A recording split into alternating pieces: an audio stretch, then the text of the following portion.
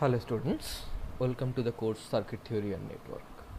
And up to the last video we have seen how we can solve an electrical circuit by using mesh analysis method, and today we will see how we can solve the circuit by using the mesh analysis method and also how we can use the super mesh concept and what is this super mesh concept.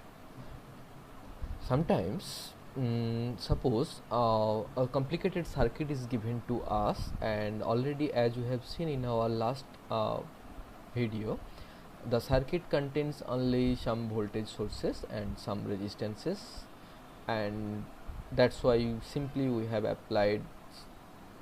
considered some meshes and we have applied KVL and we have find out the appropriate solution. But now the question is, if the circuit consists a current source, then what happened? If the circuit consists a current source, then simply we can't consider that branch within the mesh, because suppose for this given circuit here is a resistance. If we consider this one as a closed path, this closed path consists of 6 ohm resistance, 2 ohm resistance and a 6 ampere current source and a voltage source also there. So for this case we can't consider a mesh. This closed path cannot be considered as a mesh, and similarly for this path also it cannot be considered as a mesh, because this closed path also consists a current source. So what we do, we can consider a closed path or a mesh by considering that this one, by this overall path, it means by this 6 ohm, 10 ohm, 4 ohm resistance and by 20 volt sources. It means this overall that can be considered as a mesh. So if we consider that as a mesh, and so what happened for this one? So can we neglect this one? No, we cannot neglect this one. We have to consider this one, but in different way. How is it?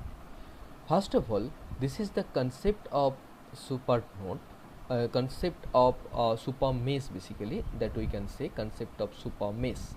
So if we go for this slide, then it's given that the current source which is not completely ignored, so we cannot ignore that current source, and super mesh has no current at its own. It means whenever we are considering a super mesh, it means this concept comes, we are considering a closed path where no more current sources are there actually, and we are considering this super mesh concept when there is a current source in a particular closed path. So whenever these types of circuits are given to us, we cannot consider this first closed path as a mesh. Obviously it's a closed path, but there as this path as one of the branch having the current sources, so that's why it's not possible to direct solve this mesh analysis method. That's why we have to go for super mesh analysis method. So what is that super mesh analysis method? It's nothing but a we have to neglect this current source and this resistance whatever connected in this path, and we are considering this all together one super mesh. And before going to that super mesh, what as per our mesh concept, we are considering this mesh current I1 and mesh current I2 generally, that we are considering, and keeping the view in the mind, just we have to apply the KVL in the super mesh. So in the previous case, when there is no more current sources are there, then simply we have applied the KVL within the first mesh or within the second mesh or within the third mesh, whatever is there. But for this case we are considering this one as a mesh, and also we are considering the current and the direction of current, that is also your choice, no problem at all.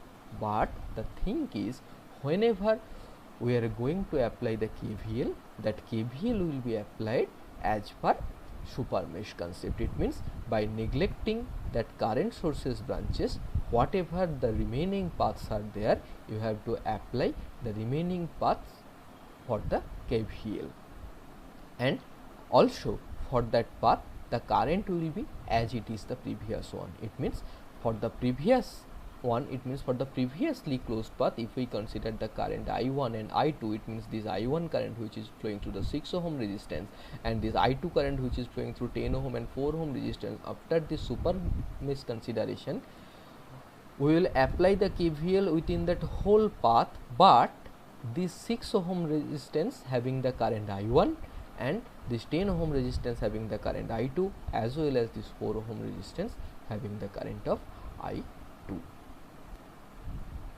Okay, now for this super mesh concept, the same we have considered the same circuit to solve it, and the circuit having a current source, that's why we will consider the super mesh by neglecting this branch, and we will consider this branch later. So if we neglect this branch, just imagine that this branch is not over here. It means for the first time it will be very difficult to imagine this thing.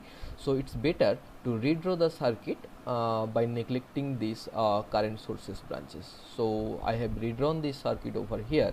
Whatever the values of voltage source, whatever the values of resistance, everything will be there, and whatever the loop currents that we have considered, that everything will be there, no more problem at all. But we will consider the KVL as per this full super mesh, so for this full closed path.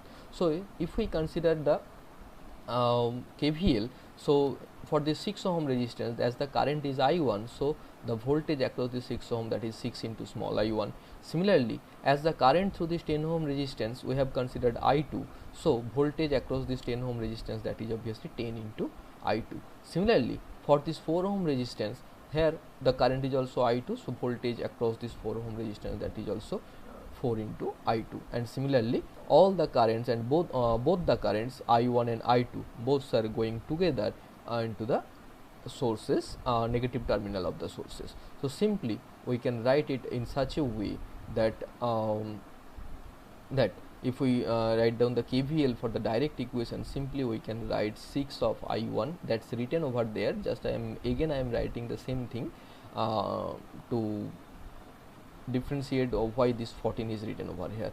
So simply we can write 6 of I1 plus, normally for this 10 ohm resistance, simply we can write 10 of I2, no more problem at all. And simply for 4 ohm resistance, again we can write 4 of I2, and all these both these loop current, they are going to the negative terminal of the source, or basically we are moving into this direction and we are now going to the negative terminal of the source. That's why we can write minus of 20 is equals to 0.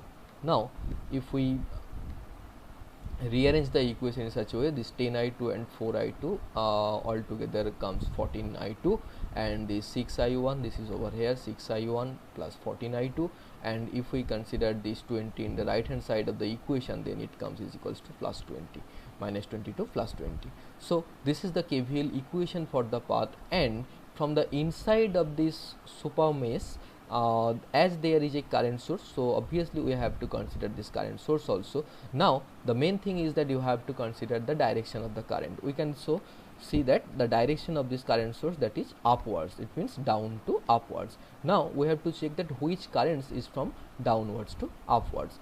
As we have considered that I1 current, this I1 current is in this direction, it means to 6 ohm left to right, then again by through this 2 ohm, that is up to down, and then again in this direction and again in this direction. And similarly we have considered this I2 current also in this direction, left to right, and in this clockwise direction. Actually that was so, this current is in this direction. So our I1 current, that is, this is our I1 current direction, small I1 current direction, that is up to down, and this is our I2 current direction, that is down to up. So these two currents are in different direction, and our main current, that is 6 ampere current source, 6 ampere current source, that having a direction of upwards. So what is the actual upward current? Actual upward current is nothing but a I2 minus I1. So we can write I2, the second equation, as a I2 minus of I1 1, that is in upward direction, and upward direction the actual current source having the values of 6 ampere. So I2 minus I1 is equals to 6, that is your second equation, or we can write I1 minus I2 is equals to minus 6, both are the same equation. So there are two equation and obviously two unknown variable, that is I1 and I2. By two equation and two unknown variable, if we can solve the equation, we can easily find out the values of I1 and I2. And as we are getting the values of I1 and I2, obviously we can find out the current from the any branch, right? Okay, now if this portion is clear to us, so obviously we will shift to the next portion, to the next problem, that will be little bit complicated, and we can solve the same we can solve the complicated circuit also by using the same concept. Okay, now this is our next circuit. By this circuit, you are asked to find out the current. Suppose you are asked to find out the current through this 8 ohm resistance, or you are asked to find out the current through this 2 ohm resistance or the 6 ohm resistance, whatever they can ask you. So as per the previous concept, we have to consider the small path, we have to consider the small loop or mesh actually, but as if we consider this upper part or this part only as a mesh, so obviously this part contains this 2 ohm resistance, and this side it contains one current source, obviously. So you cannot solve this these types of problem by using only the mesh analysis concept. So obviously you have to go for super mesh analysis concept. Similarly, for these closed paths also, this is one current source and this is another current source also there. This is our dependent current source, this is current dependent current source. It means the values of this current that is dependent on the values of I0, and I0 is the current of this place. So this voltage sources value, this current sources value depend upon this current. So this is nothing but a current dependent current source. So whatever the closed path we are considering over here, either this closed path or this closed path or this closed path, if we consider over here, all these three closed paths having one branch, at least one branch which is having the current source. So we cannot consider it individually as a mesh, or by using simple mesh analysis concept we cannot solve it. So we have to go for mesh analysis, super mesh analysis concept. So as per the previous concept, so what we do, for individual small loop or for individual small mesh, just put the mesh current, and as per your direction just consider this current as a I1, and this current has been considered as per clockwise, that's I2 current, and here the current is considered for I3 for this particular closed path, and again for this closed path the current is being considered as a I4 in clockwise direction. You can put the current in clockwise, anti-clockwise, whatever the direction you want, no problem at all.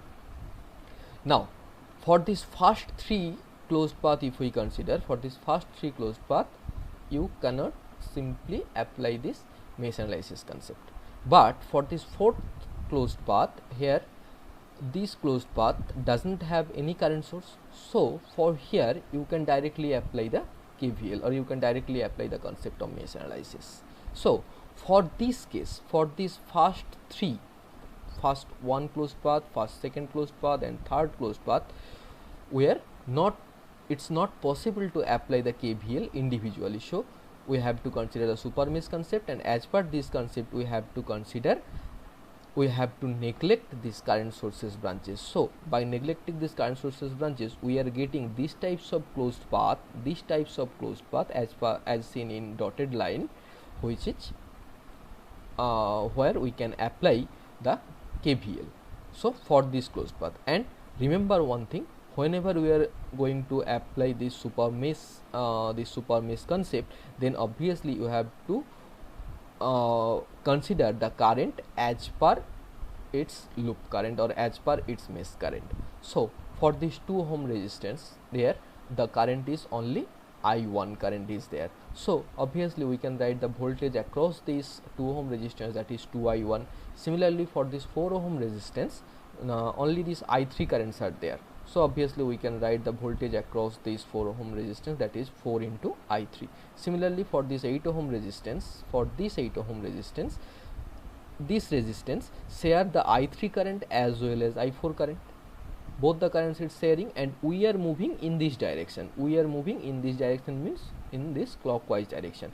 So this 8 ohm resistance share this I3 and I4 current, and I3 current is up to downwards and I4 current is down to upwards.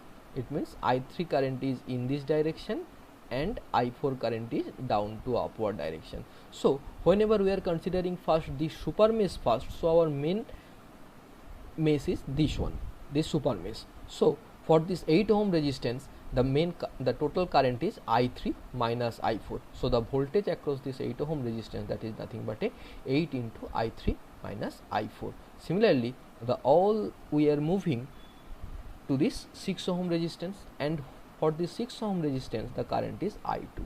So the voltage across this 6 ohm resistance, that is 6 into I2, and again we are going back to the original position, and no more voltage source in this super mesh or in this closed path.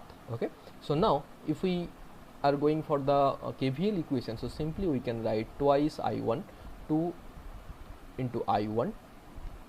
Similarly for this 4 ohm resistance, 4 into I3 plus 8, and total current is I3 minus I4, 8 I3 minus I4, and similarly here 6 into I2 plus 6 into I2 is equals to 0. There is no more current source, is equals to 0. So the first equation is ready for us. And similarly, as there is the current source, so we have to consider, now we have to check into the super mesh. Into the super mesh there are two current sources. So for this current source, for this 5 ampere current source, this I1 current, for this 5 ampere current source, this I1 current, that is right to left, and this I2 current, that is left to right. It means it's moving in clockwise direction, I2 current in clockwise direction in such a way. So this 5 ampere sources, the I1 current is right to left and I2 current is left to right, and the direction of this 5 ampere current source, that is left to right. So in left to right direction the total current is I2, the left to right current is I2, and right to left current is I1. So if we subtract it, we are getting left to right current, and left to right current, that is as per the direction of this current source, that is 5 ampere. So I2 minus I1 is equals to 5. I2 minus I1 is equals to 5, or you can write I1 minus I2 is equals to minus of 5. Both are the same thing. Similarly, for this current source, for this second current source, where the two different currents are there, I2 and I3. We can see that I2 current is in this loop or in this closed path basically. So for I2 current is up to downwards, and this I3 current, that is down to upwards, and the direction of this I30 current, 3I0 current, that is up to downwards. So up to downwards current, which one is up to down? That is I2 current, that is up to downwards. I2 current, that is my I2 current up to downwards. Similarly, the I3 current, that is down to upwards. So minus I3 current, minus I3 current is equals to which current? Is equals to the current of this current source, that is nothing but a 3 into I0. 3 into I0, that's written over here, 3 into capital I0. I am writing over here 3 into capital I0. Here we have written that I2 minus I3, this current as a I4, because here we have considered one current as a one I4 current or one extra current. We have considered this 3I0 current is nothing but considered as a minus of I4 current, minus of I4. Just we have assumed that this current is minus of I4. So this is our another equation. Similarly, for the second case, for this first, second, third and fourth, for this fourth closed path, here simply we can write this I4 current that is moving. So for this 2 ohm resistance, simply we can write 2 into I4, 2 into I4. Then again we are moving to the positive terminal of the voltage source. So as we are moving to the positive terminal of the voltage source, that's why we can write plus 10. So 2I4 plus 10, 2I4 plus 10 over here. Now the thing is, for this 8 ohm resistance, this I4 current is down to upwards, I4 current. Now what is the current? This I3 current is down to this current is up to down. So through this 8 ohm resistance, the total current that is down to up, that is the amount of I4, and this current that is up to down, that is I3. So obviously you have to write I4 minus I3 into 8 is equals to 0. So here it will be I4 minus of I4 minus of I3 into 8 is equals to 0. So I3 will be minus, here one minus sign will be there, and 3I0, and I0 is the current of this place. I0 is this place current, I0, and direction of this current I0, it means I0 is flowing through this 2 ohm resistance for right side to left side, and this current is nothing but a, what is the actual current, what is the current that we have imagined which is flowing through this 2 ohm resistance, that is nothing but a I4, and this I4 amount is left to right. So can we say that this I4 is the amount of current which the value is equals to minus of I of 0, or simply we can write this I0 is equals to minus of I4, Now for this case, actually it's written over here I2 minus I0, the value is actually thrice of I0. So if we subtract this one, the equation was I2 minus I3 is equals to thrice I0. So if we consider I2 minus I3 is equals to thrice I0. I0 means minus of I4, so it will be thrice of I4. So actually it will be,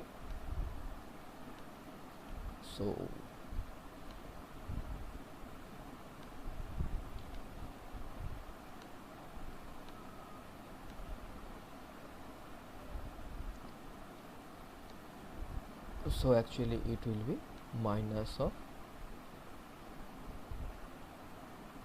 thrice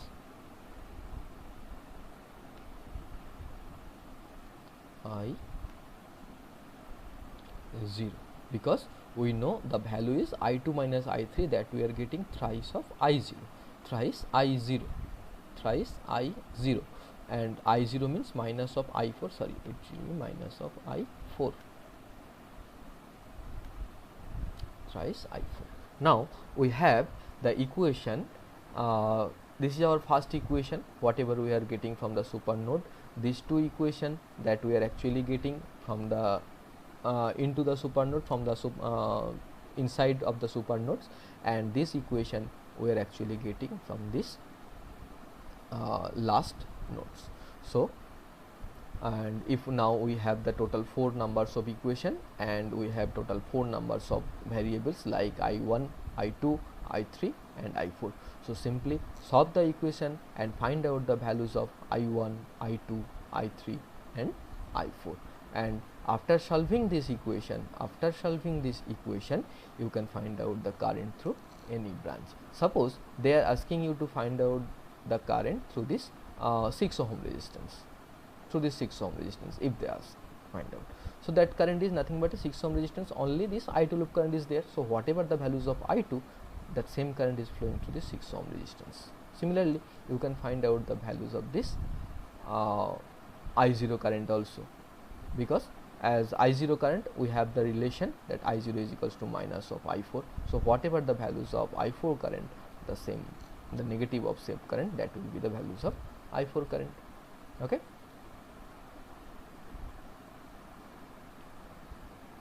Now we have the another problem that we have to solve it by using this method. By using loop analysis as well as nodal analysis, you can solve it. Basically it's better to say by using mesh analysis or by using nodal analysis. So the same thing is given over here. You can consider the nodes over here, over here, over here, over here. This is also one node, this is also one another node, and basically this point and this point, they are the same point. So this point V4, because among these 2 points there is no elements are connected in between these 2 points, so basically they are the same points. So all these, they are the same points and they are the same points. So by nodal analysis, as we have seen in our last videos, so simply we have to consider one node as a reference node, this ground one, and for the remaining nodes, the unknown node voltage we have considered V1, V2, V3 and V4, and then put the direction of current and amount of current in the branch, and then write down the KCL equation for each and every nodes, each and every non-reference node. Then obviously we will get the equation. Similarly, for the same circuit, just apply the nodal analysis and as well as apply the loop analysis and check the result. If you correctly solve the circuit, your result will be exactly same. Whatever method you are using, it doesn't matter.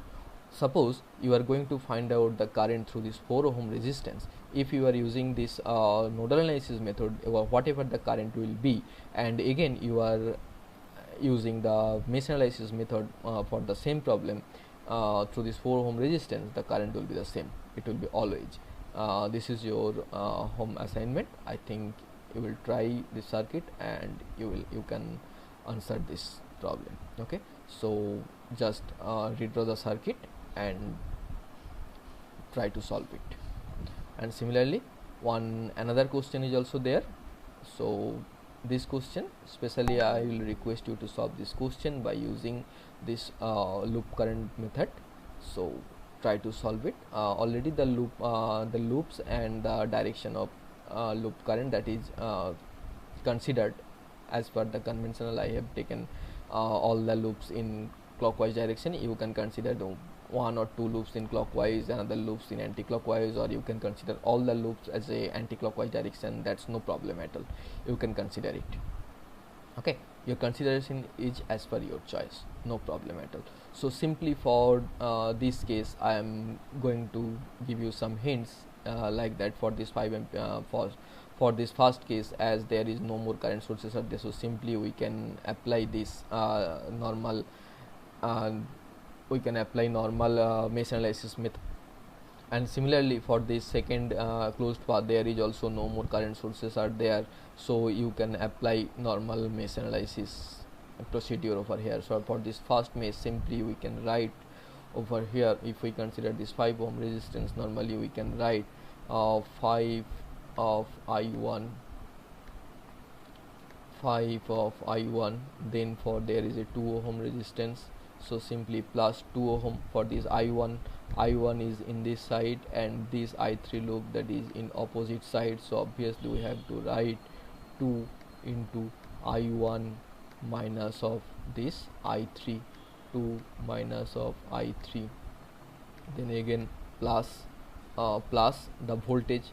It means we are going for the negative terminal of this voltage, so it will be it won't be plus, there will be the minus of 4.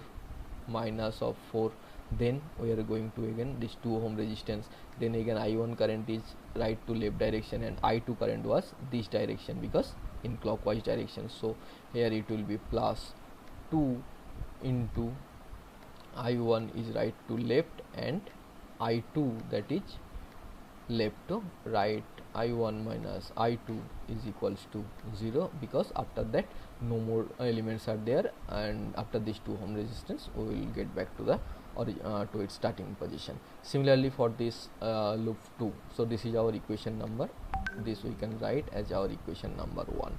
Similarly for our next mesh, for this next mesh, if we start from this 2 ohm resistance, so simply we can write for this over here, we can write over here suppose 2 into because now our main current is clockwise I2 current, so 2 into I2 is left to right and I1 is right to left, so 2 into I2 minus of I1, 2 I2 minus of I1, then we are moving in this positive terminal of this voltage source, that's why plus 4.